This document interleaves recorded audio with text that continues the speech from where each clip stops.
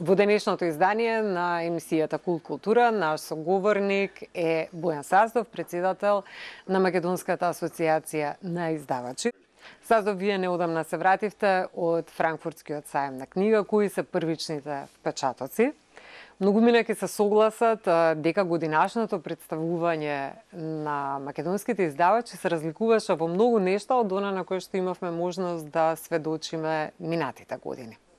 Македонската асоциација на издавачи, ова е пета година како се представува, како ја представува македонска книжевност во Франкфурт на најголемиот светски сајм на книга.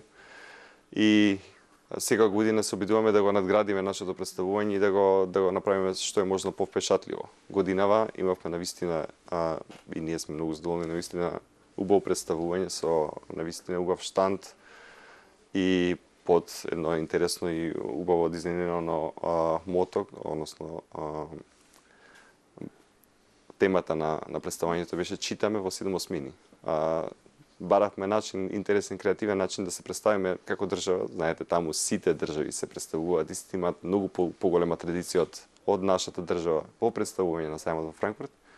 Така што се обидовме да најдеме нешто интересно кое што ни издвојува и кое што ќе биде впечатливо.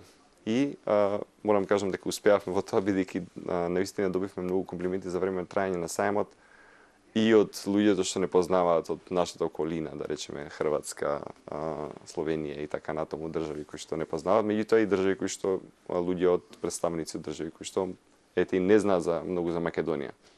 Така што представувањето на сајмот во Франкфурт не е само книжевно представување, туку и државно. И затоа и одговорноста е голема и затоа Мај преку заедно со своите членови работи на овој настан, па да речеме околу 6 месеци се траат подготовките. Година вклучивме, значи 7 издавачи беа активно вклучени во формирањето на представувањето. Исто така и надворешни соработници кои што да речеме дизајнот и изгледот на штандот и така натаму, тие детали кои што навистина професионално се завршија таа работа. Колку издавачи се представивте, колку вкупно автори македонски беа представени на овој сајм? Да, па на сајмот на книга, на штандот на Мај во Франкфурт, сегаш ги покануваме сите издавачи да ги представат, да ги понудат делата кои што навистина сакаат да бидат застапени на штандот и во Франкфурт. Така што сите 20 издавачи кои што се дел од Мај го направија тоа, меѓутоа што е различно е тоа што годинава и минатата година изработивме каталог кој што беше кој што е со околу 70 автори од Македонија, значи современи автори кои што имаат повеќе објавени дела, имаат кои што биле наградувани, преведувани и така натаму по различни критериуми. И тој каталог оваа година го дополнивме со каталог за детска книжевност, кој исто така многу актуелна во моментов. И каде што ги застапивме и илустраторите од Македонија, така што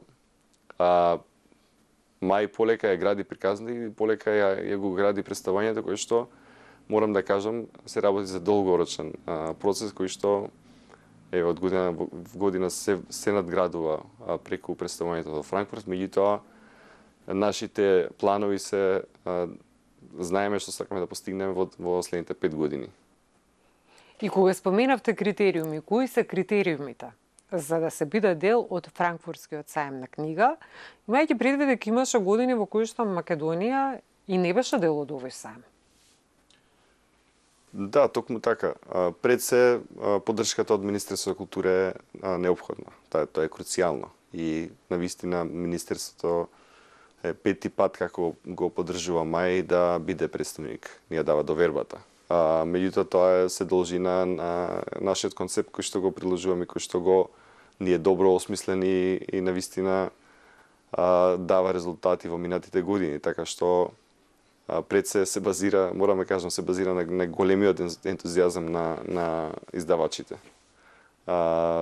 Франкфурт е место, има сајмот трае 5 дена, меѓутоа има 3 дена кои што се бизнис денови. Тие бизнис денови секој сака да ги искористи тие часови што е таму, што е можно подобро да се представи и да запознае што е можно повеќе луѓе, издавачи, автори, агенти. И долгорочно да преку тоа да се пласира македонска книжевност, која што да речеме во минатите години сведочиме дека се поприсутна во странство и верувајте дека и ова е една од заслугите и самото представување на сајмот. Дали можеме да говориме дека имаме како држава национална стратегија кога станува збор за вакви представувања? Да. Па видете, преку самото тоа што Министерството за култура еве и оваа година го има предвидено сајмот како една од важните проекти за реализација во 2026, тоа кажува дека е препознаено. Во однос на стратегија. Некоја долгорочна стратегија, да. Долгорочна стратегија во овој момент мислам дека недостасува. Меѓутоа заложбата на Мај е токму да го пополни тој вакуум простор. Односно знаеме за стратегии. Стратегиите постојат, тие се напишани, ги има и во министерството, ги има и на други места, а и тие се многу јасни, само погледнете ги малку поразвиени држави од нас како Хрватска или Словенија, ќе видите каде треба се движиме. Не е тоа веќе, мислам, тие го изминале патот. Не само треба да го примерот во регионот за да нештата мрднат од оваа точка. Според мене потребно е да има едно унифицирано представување. Значи, независно дали сме на сајмот на книги или на сајм за туризам или сајм од некоја друга сфера, мислам дека недостасува малку тој аспект, значи некој државно брендирање кое што ќе биде препознатливо на сите сајми и исто така да бидеме редовни, да бидеме присутни. Верувам дека вие ќе се согласите дека маркетиншкиот аспект е подеднакво важен кога станува збор за вакви настани. Токму така, да. Треба да се биде интересен. Ете, година, како што спомнав, имавме многу комплименти за штандот баш поради тоа. Играта со нашиот так со 7 осмини, со изборот на бои што веќе е препознатлив. Меѓутоа, да, треба да се биде например во Франкфурт има многу панел дискусии, има многу случувања кои што не се на штандовите, туку се во околина или во форум центрите, кај што исто така треба да бидеме присутни. Ги споминавте панел дискусиите, на што конкретно се фокусиравте, кои беа темите кои беа загатнати на овие дискусии? Темите се различни, меѓутоа има и теми што доминираат, што може да се издвојат. Нели сега актуелна тема е улогата на вештачката интелигенција во издаваштвото. Меѓутоа и предизвиците, например, како да повеќе, како една помала држава како нашата да добие некоја видливост што заслужува, како авторите нејзини да бидат што е можно поприсутни и на сајмите и како изданија во преводи, меѓутоа и да бидат нели гости на фестивали, гости на сајми и така натаму. Така што да, преку присуството и на тие панели кои што се достапни и се базираат врз база на познанства и на оној нетворкинг момент кој што е нели најважен во Франкфурт. И тоа веќе сите издавачи и ние имаме доволно контакти, доволно луѓе се познаваат во оваа наша издавачка индустрија, така што прашање е сега на ентузијазам, на волја и на поддршка од државата. Кои се новите предизвици со кои се соочува издавачката дејност во светски рамки, меѓутоа и кои се предизвиците со кои се соочува издаваштвото кај нас? Тоа е добро прашање. Доминира нели прашањето за вештачка интелигенција. Издаваштвото како една од креативните индустрии е како што наведуваат некои извори дека е индустрија со најголем удар од страна на вештачката интелигенција во однос на работната сила. Така што тоа е еден предизвик, понатаму е предизвикот нели колку вештачката интелигенција ќе дозволиме да се протне во книгите што ги читаме. Нели? Тоа е и голема одговорност за нас и за авторите. И нешто што треба за што треба да се бориме, односно за авторството и за вреднување на она што е оригинално, бидејќи очигледно денес е многу лесно да се дојде до книга. И кога го споменавте вреднувањето на авторскиот труд, како стои Македонија во тој сегмент? Да. Можеме да кажам дека се многу подигнати свеста за авторските права говорам. Во овој случај дури и кога станува збор за преводната литература. Начинот на кој што се вреднува и трудот на еден преведувач кај нас. Многу се променети работите во однос на мината и јас мислам дека е тоа многу добро и сум задоволен и можам да говорам од аспект на три, дека сме многу фокусирани на тоа да има и за се поголема застапеност на македонските автори, да бидат сите да го добијат својот дел од она што е продажба и нели се базира и многу и на тоа во наша индустрија и исто така нели заштита на авторски права во однос на време пред 15 години, например, кај нас во Македонија имаше да речем посериозно прекршување на авторски права, меѓутоа денес тоа не е случај. Голема заслуга има за тоа и нашата асоциација. Бидејќи тоа е место каде што нели и се промовира некоја соработка и се промовираат некои стандарди во издаваштво кои што секој мора да ги следи.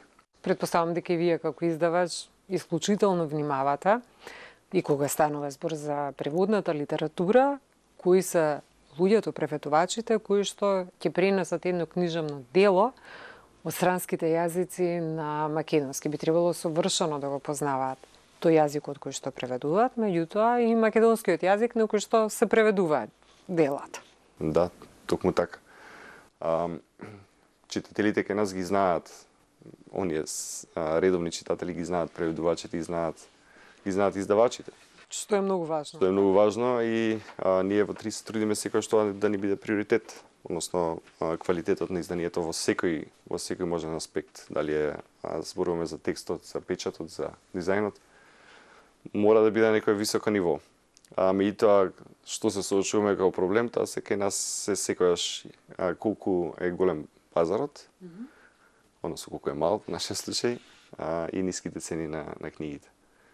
Така што, да, и ние би сакале да преведувачите да добијат многу поголеми хонорари и сите да бидат многу позадоволни, меѓутоа што би било сосема нормално.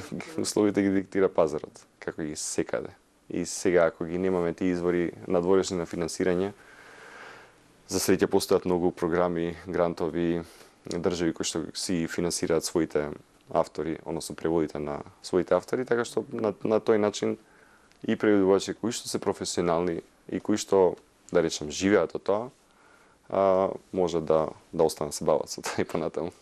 Многу нешта поскапеа во нашето секојдневие, но не и книгите.